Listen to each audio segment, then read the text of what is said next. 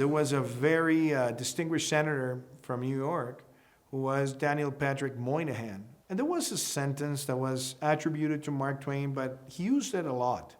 And is that in politics, you're entitled to your own opinions, but not to your own facts. And we are a democratically elected government with the most important turnout in Colombian history, with more than 10 million votes. How do I feel when people say that I'm a right-wing authoritarian president? Is it a right-wing authoritarian regime? A government that provides temporary protection status to more than 1.8 million migrants? While you see in the world how the extreme right uses xenophobic sentiments to refer to migration?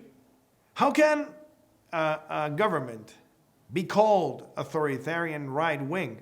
A government that is promoting non-conventional renewable energies like no other time before in Colombia, that is promoting clean transportation, that is protecting the Amazon and the high-altitude ecosystems and the circular economy, that is making the challenge of reducing by 51% our CO2 emissions in 2030 and reaching carbon neutrality by 2050.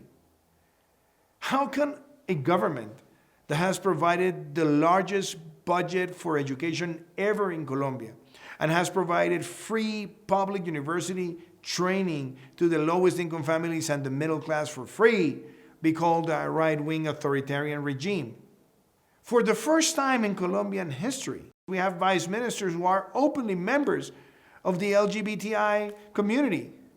And if we connect this, the investment on tertiary roads, land titling, multi-purpose cadastre, protection of minorities, we're an inclusive government. And I have always trusted in the center, and I consider myself an extreme centrist, because it's the way where we have to balance the principles of law and order with the protection of human rights, entrepreneurship with environmental commitment.